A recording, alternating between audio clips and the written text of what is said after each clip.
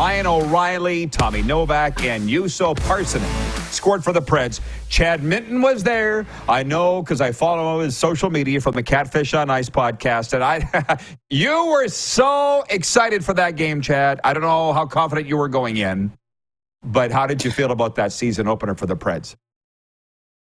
I mean, obviously, I hate the result, but that was one of the probably top 5 best live NHL game experiences I've ever been to. Just as a fan, just from a pure fan's perspective, the atmosphere was just so amazing. The fans were gracious, but they knew their hockey. Well, not a ton of Predators fans there. I thought normally Predators fans travel a little bit better. I felt a little lost in a sea of blue and white last night, but it was a great experience. You were easy to pick out. Very easy to pick out. And then the game itself, Rod, was just a roller coaster of emotions. I mean, you go into that third period, and the first 3 minutes of the third period go from the Predators taking all of the momentum out of the sails of the Lightning. They go 2-1. And then not even 3.5 minutes later of game time, the Lightning get a penalty shot and retake the lead. I mean, you want to talk about a crazy swing of emotions and momentum in a very short amount of time. Well, it doesn't take much, and I felt bad for Luke Schenn because he was the guilty party in the penalty shot. Yeah, I watched it all, and I was thinking about you because, listen, I was on your show last week, and I want to tell the world, the Hockey Podcast Network, of which you're one, with the Catfish on Ice podcast, you guys have been so great to us. Our Cats and Bolts podcast, Serena and I wanted to return the favor. You do a great job, and you know the game, Chad. So I'll say it again, Catfish on Ice podcast, he does a great job. But you were going to that game, they didn't have Vasilevsky in net, and I was like, you guys didn't have a shot for the first 7 minutes of the game. I'm like, who needs Vazzy if you're not going to give up any shots? How did you feel about that? It was, I'm telling you, I give credit to the Lightning. I mean, it was really difficult for the Predators to do what they want to do under head coach Andrew Burnett now, which is way different than what John Hines did for the Predators as head coach. The Predators want to find that stretch pass. They want to push the tempo up. And that first period, I think the Predators their passing was a little bit off. Their timing was a little bit off. Credit to the Lightning, a veteran team with some really good defensemen. And they just made it really hard on the Predators getting set up, getting good looks, 2 shots on goal in the first period. You're going to pretty much lose on every occasion when you open up a game that way. But they settled in that second period. They got 13. They outshot Tampa 13-5, I believe. So they kept it at that 1-0 score, kept plugging along, and then finally they cracked through. That was one of the most gorgeous goals I've seen the Predators score in a long time. Stretch pass from Ryan McDonough. He finds Forsberg. Forsberg with some beautiful stick handling and finds a crashing Ryan O'Reilly to get this game tied up. That was one of the prettiest goals I've seen the Predators score in a while. Well, look, more than that about the game, I want to talk about Preds fandom and your involvement with that. I get so much out of chatting with people like yourself, and I want our audience to understand, because I think you speak for their fan base. One thing you said was, we've never had a star.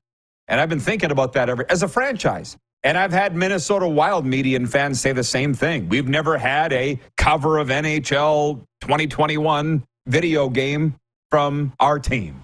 You know, who's come the closest to that in 20-some years? And yeah, go ahead. So PK Subban actually was on the cover for NHL video game, but he was not here for very long. Yeah, I know what you mean. I would say, obviously Pekka Rinne reigns supreme. He's always going to be the top of the mountain when it comes to Preds fandom and having a star player. They gave him a statue in front of Bridgestone Arena that's beautiful. If you're coming down as a visiting fan, go check out Pekka Rinne's statue. It's beautiful. But yeah, I mean, Roman Jossi's certainly up there. We want Philip Forsberg to take that next step forward. We think he still has time. He's still in the prime of his career. We want to see Forsberg finally jump ahead and be considered one of those top tier wingers in the league, but he's still got a ways to go, but he looked pretty good last night. So, I mean, we're looking at this young crop of current Predators right now, like Juuso Pedersen, who got a goal last night. I mean, these are the future. This is the future of the franchise, and it's mostly at the forward position with Luke Evangelista and Juuso Parssinen, Thomas Novak, who scored last night as well.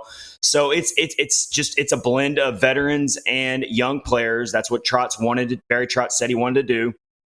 And so we'll see how it results. Some people think the Predators are going to make the playoffs. Some people don't think the Predators are going to make the playoffs. They're right there on that cusp. So it's going to be, I think they passed, even though they lost last night to the Lightning, I think they, for the most part, showed that they can play with anyone in this league on a nightly basis, especially when they start to get more comfortable under this new head coach, Andrew Brunette. Well, I'm one of those ones that has them picked to make the playoffs. I'm a believer in the moves that they made. And Barry Trotz being in charge of the whole deal. Let's talk about that. He's a former Regina Pat, God's team, Winnipeg product. How do you feel about what Barry Trotz could do for the Nashville Predators as GM? I absolutely love everything he's done so far. I like that he's not playing the cautious approach here. He went in, he identified there was problems that need to be fixed in terms of being aggressive. I don't think anyone expected him to go out and sign as many veterans as he did in the offseason, but I definitely like the Ryan O'Reilly edition. I mean, and you get him for $4.5 million AAV. It's not like they went out and completely overpaid for this guy. And the intangibles that a Ryan O'Reilly brings to your team cannot even be measured. So I think that Trotz is looking at this as not a rebuild, but definitely a retool. They like to use that term as well, a retool. So the Predators are trying to definitely stick around in the playoff race, but at the same time, realizing they've really got to push these younger players up and give them the minutes and let them be the future of this team eventually. But until we get to that point, you've kind of got a bridge with Ryan O'Reilly and some of the other veterans that they signed over the offseason. Chad Minton with us from the Catfish on Ice podcast. I follow the Predators real closely for a lot of reasons. I got a lot of friends living in Nashville, the team. And as I mentioned on your show, Brett Wilson, one of the owners, is a really good friend of mine and another Saskatchewan guy. But my last question for you is, I've been to games at Bridgestone Arena, and I'm assuming you're a day one Preds fan. You can tell by your accent you're a Tennessee guy. What's with the chants in the arena? When they started chanting, I was caught off guard, and then I was like, what are they saying, and how did this come about? Really, really cool story. I don't have the exact year, but it was certainly within the first few years of the team being around in Nashville, and it's called Cell Block 303. It was a group of season ticket holders that were in Section 303. They started calling it Cell Block 303, and they just started coming up with all these different chants, and throughout the years, they stuck. And so it's almost like being at a soccer game with some of these chants that you'll hear at a Predators game if you've never been. And, sometimes the opposing fans don't like it. It gets under their skin a little bit, but that's all part of the home atmosphere, right? Yeah, I thought it was awesome. It just took me a while to get a hold of what exactly is going on, because you don't see that at a hockey game very often. Chad, where can people listen to the Catfish on Ice podcast? All right, so we are on part of the Hockey Podcast Network, and we can catch us out on Apple Podcasts, Spotify, all the major podcast platforms. We have a YouTube channel as well where we stream all of our episodes live. We also upload exclusive video content as well on there, so you can find us on YouTube, and you can follow us on X at Catfish Ice, also on Facebook and on Instagram. Chad, you do a great job. Thanks for being so nice and welcoming to us, and have a great season. We'll chat again soon. We will. Thanks. Appreciate it, Rod. Take care. Chad Minton from the Catfish on Ice podcast.